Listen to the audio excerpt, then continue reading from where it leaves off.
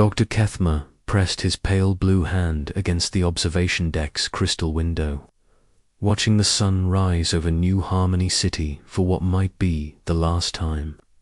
The Lyrian scientist had spent 3 centuries studying the stars, never imagining that death would come from the spaces between them. His silver eyes reflected the golden light streaming across the peaceful valleys below, where millions of his people lived in crystal spires that sang with the morning breeze. The emergency communicator on his wrist pulsed with urgent red light. The same message had been repeating for 18 hours now, broadcast across every frequency their civilization could access. Dr. Kethmer activated the device once more, his voice steady despite the fear that gripped his hearts. "This is Dr. Kethmer of the Lyrian Science Collective, broadcasting on all emergency channels. Our world faces extinction. Unknown entities, calling themselves the Void Swarm, have surrounded our system with vessels that defy our understanding of physics. They consume light itself, leaving only darkness in their wake. We have 47 hours before they reach our planet. The Lyrian people have never known war, never built weapons of destruction. We are scholars, artists, healers. We seek any civilization capable of offering aid. Please, if anyone receives this transmission, we are located in the Kepler 442 system, 3rd planet from our star. Time is running out. The Council of Distant Powers, 3,000 light-years away." The emergency signal reached the Galactic Council's primary monitoring station. Admiral Gorvex, a towering reptilian being from the warrior caste of Drakmor, stood before the massive holographic display showing real-time intelligence from across the galaxy. His scaled hide bore the scars of 100 battles, but nothing had prepared him for what the deep space sensors were revealing. "Show me the tactical analysis again," he commanded, his deep voice echoing through the war room. The hologram shifted, displaying the Lyrian system in 3 dimensions. Around the peaceful blue-green world, dark shapes moved in formations that made no strategic sense. The Void Swarm vessels appeared to be alive, pulsing with internal energy that seemed to bend space around them. Traditional sensor readings failed to provide clear data about their composition or capabilities. "Admiral," spoke Commander Zarathal, the insectoid intelligence officer, clicking her mandibles nervously. "Our xenobiology experts believe these entities are not constructed ships, but rather evolved organisms. They appear to consume stellar energy directly, growing larger and more complex with each system they devour." Admiral Gorvex turned to the assembled representatives of the major galactic powers. The Emergency Council included delegates from 12 civilizations, each commanding vast fleets and armies.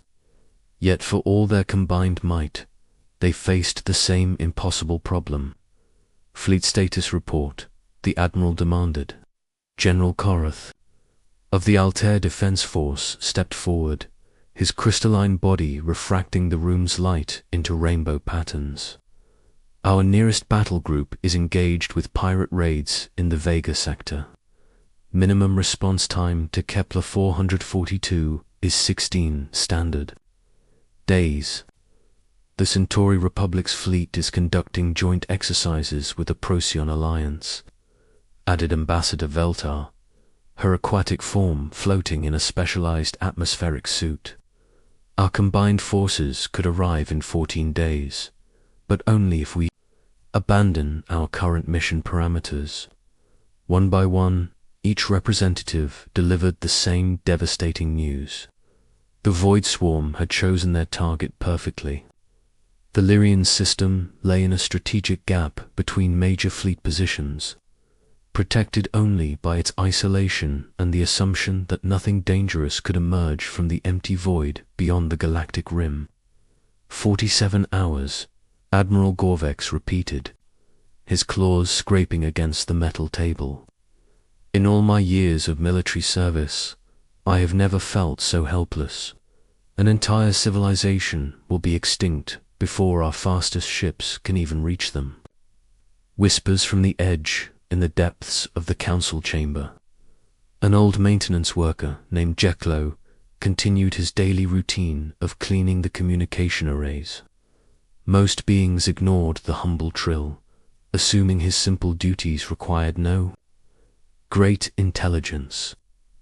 They never noticed how carefully he listened to every transmission, or how his large eyes caught details others missed.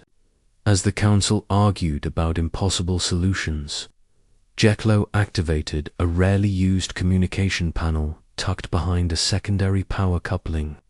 His thin fingers danced across controls that most beings had forgotten existed, accessing channels reserved for long-range trading vessels and frontier explorers. The response came faster than he expected. "This is Captain Elena Vasquez of the human vessel Indomitable Spirit. We received the Lyrian distress call. What is the current tactical situation?" Jeklo nearly dropped his cleaning tools. The transmission came from coordinates that should have been empty space, somewhere in the Orion Arm's outer reaches. The voice carried an accent he had never heard before, speaking Galactic Standard with crisp precision but strange inflections. "Unknown vessel," Jeklo whispered into the communicator, glancing around to ensure he remained unobserved. "This is a restricted council frequency. Identify your species and authorization codes. We are human, from the world called Earth. We do not require authorization to defend innocent life. Transmit all available data on the Void Swarm immediately." The simple statement carried such absolute certainty that Jeklo found himself complying before his conscious mind could process the request. As he uploaded tactical files and sensor readings, he realized he was making contact with the mysterious species that frontier traders whispered about in shadowy cantinas. For the past 50 years, rumors had circulated about strange beings who had appeared in the galaxy's most dangerous regions. They piloted ships that looked like flying scrap heaps but somehow survived journeys through radiation storms and asteroid fields that would destroy conventional vessels. Some claimed they came from a world so hostile that survival there was impossible. Others insisted they were refugees from a failed colony experiment. The galactic mainstream had dismissed these stories as typical frontier nonsense. After all, the galaxy's most advanced civilizations had mapped every habitable world within 10,000 light-years. If humans existed, surely the Council would have made formal contact through proper diplomatic channels.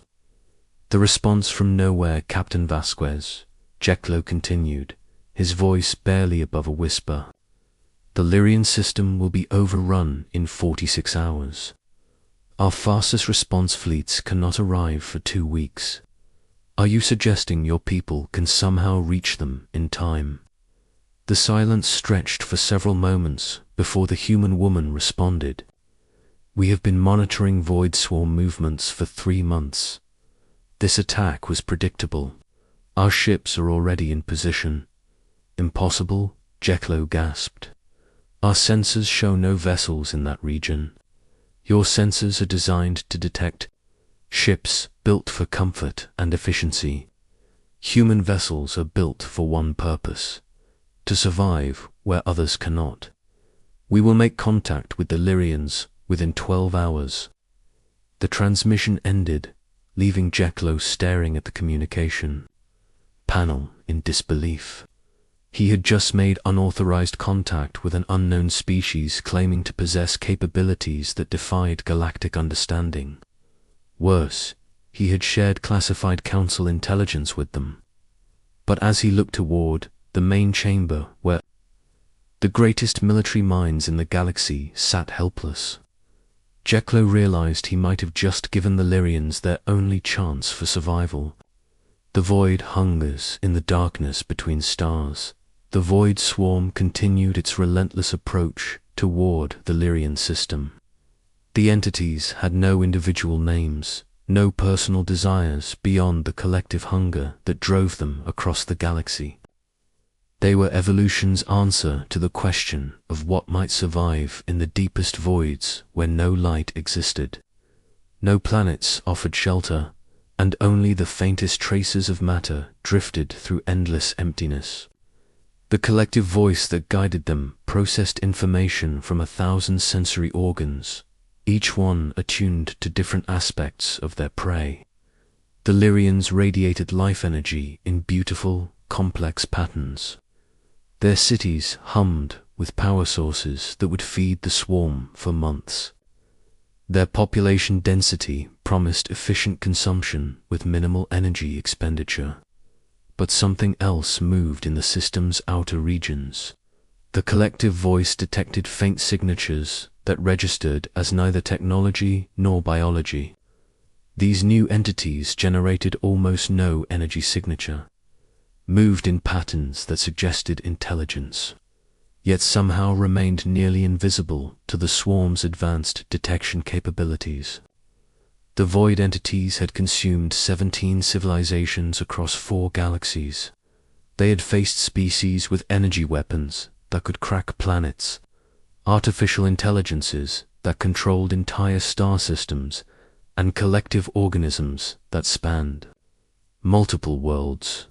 All had fallen to the swarm's patient, overwhelming advance. These new signatures felt different. They radiated something the collective voice had never encountered in any prey species: the absence of fear. Instead of the terror that typically preceded consumption, these beings projected calm, methodical preparation for violence.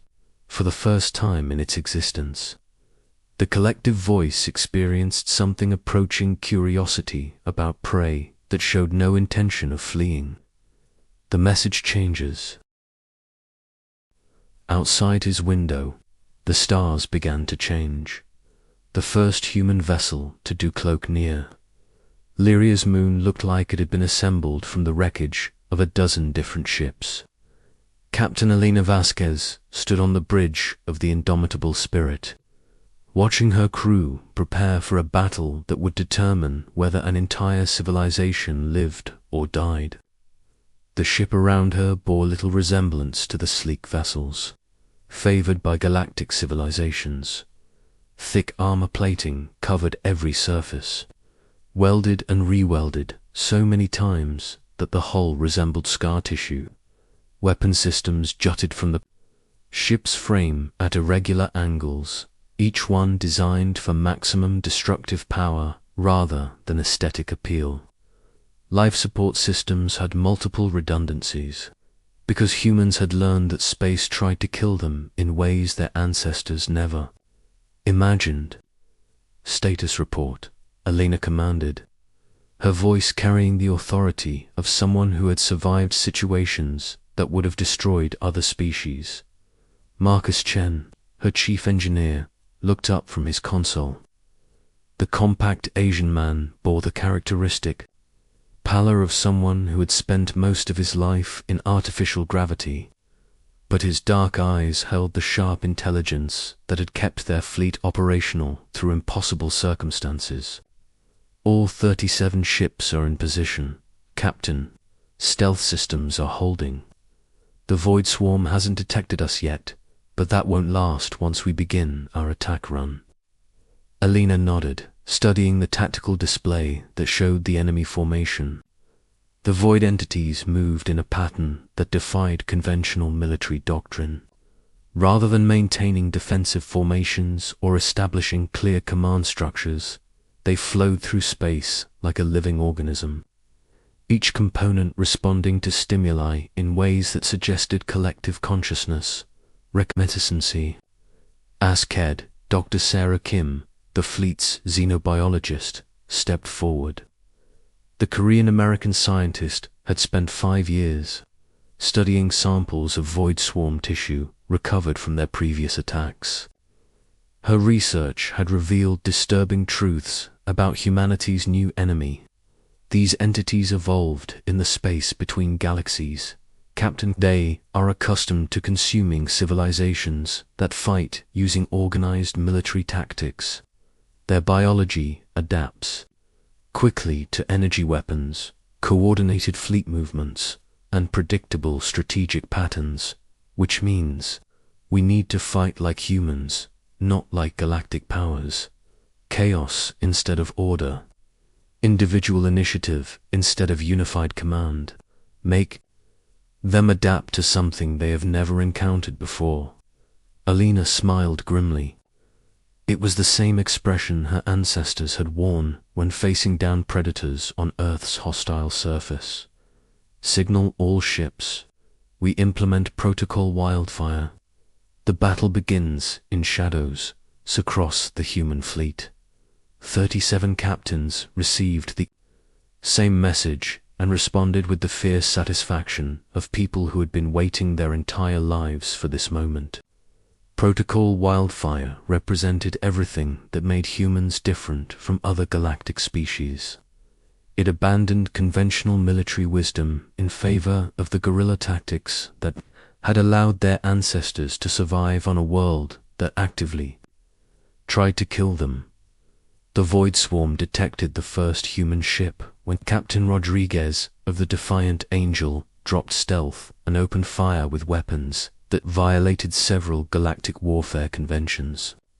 Instead of the clean energy beams favored by civilized militaries, human weapons threw chunks of depleted uranium at significant fractions of light speed.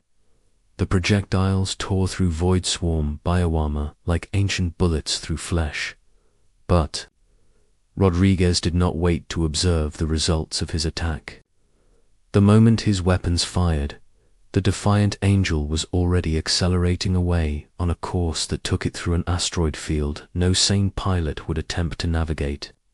Behind him, 3 void entities pursued, their adaptive biology already beginning to develop countermeasures against kinetic weapons. They never caught him.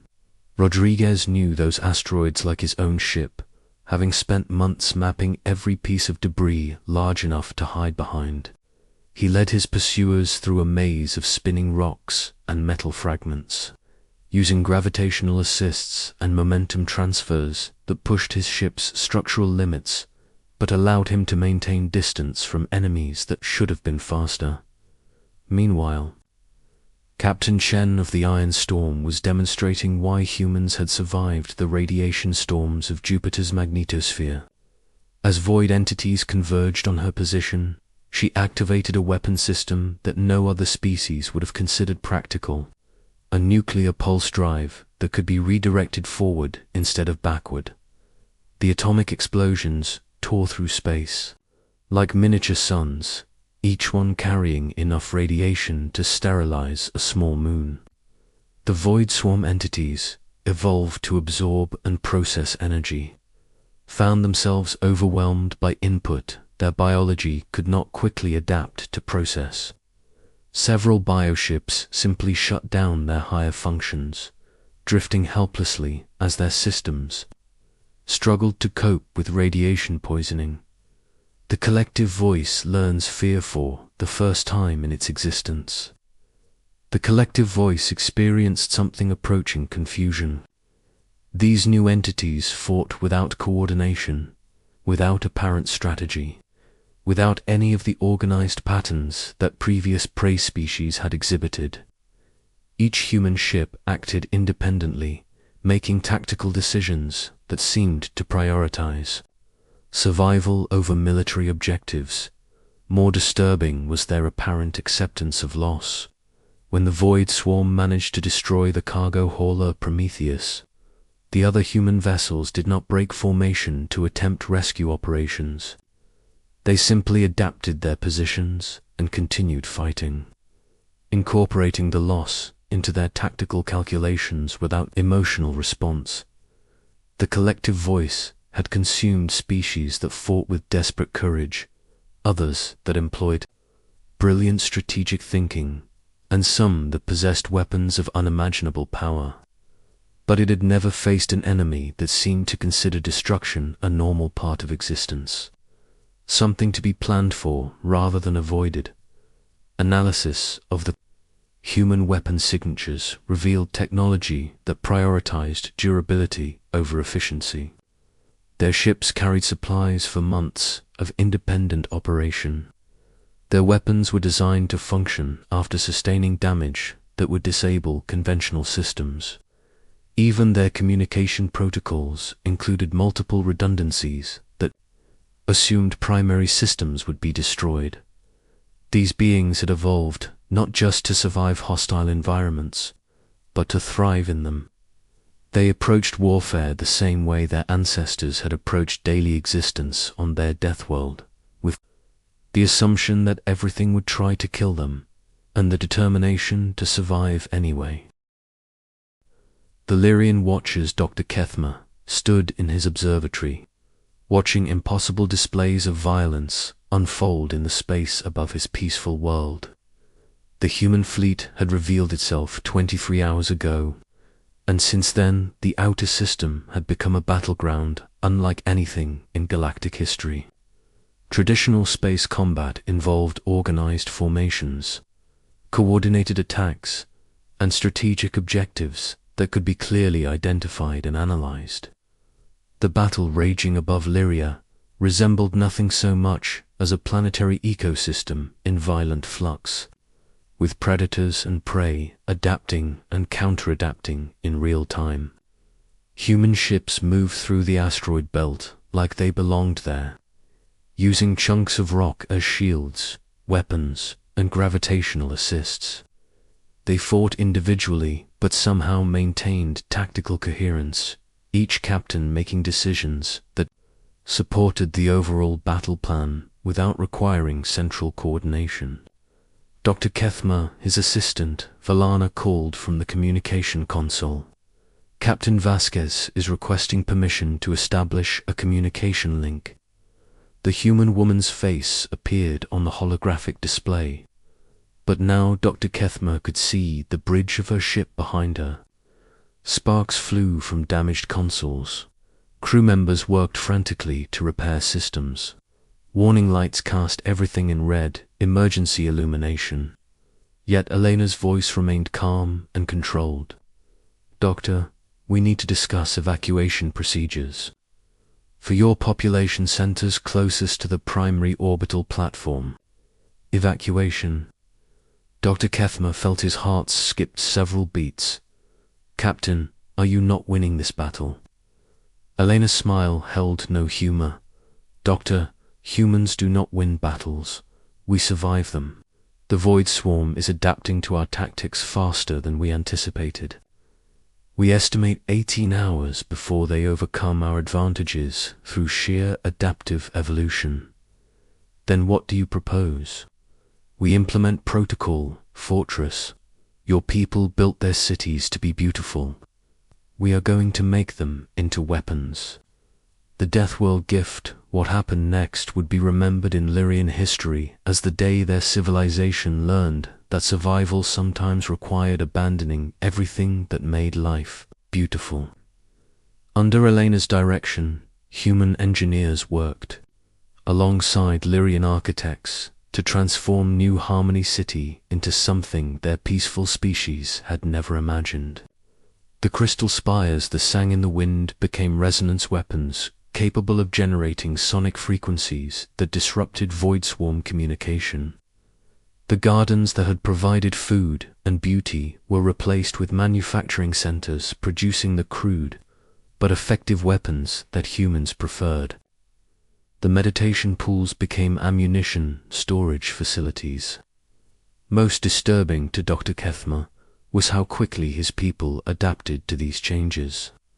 Lyrians, who had spent centuries studying the mathematics of harmony, began calculating ballistic trajectories with the same precision they had once applied to musical compositions. Artists who had dedicated their lives to creating beauty learned to construct explosive devices with elegant efficiency.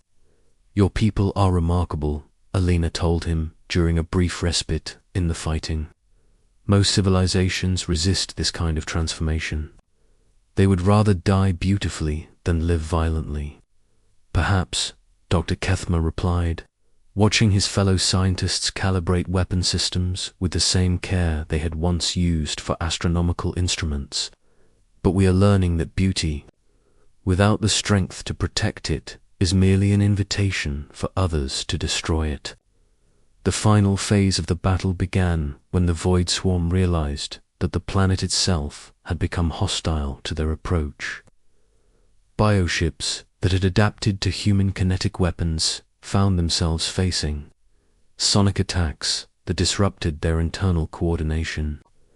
Entities that had evolved to absorb energy discovered that Lyrian crystal technology could focus and amplify that energy into coherent beams that burned through their adaptive armor. But the humans had taught the Lyrians their most important lesson. Survival was not about having the best weapons or the most elegant strategies. It was about refusing to give up, no matter how impossible the situation appeared. The new alliance, when the last Void Swarm entity finally retreated into the darkness between stars. Both species had been fundamentally changed by their encounter. The Lyrians had learned that their peaceful civilization could only continue to exist if they developed the strength to defend it. The humans had found something they had never expected to discover: allies who could understand that violence was sometimes the price of preserving what was good in the universe. Captain Elena Vasquez stood in what had once been Dr. Kethma's observatory, looking out at a city that bore the scars of battle but still hummed with life. The crystal spires had been rebuilt, but now they incorporated defensive systems that could activate at a moment's notice. The gardens had returned, but underground bunkers ensured that beauty would never again exist without protection.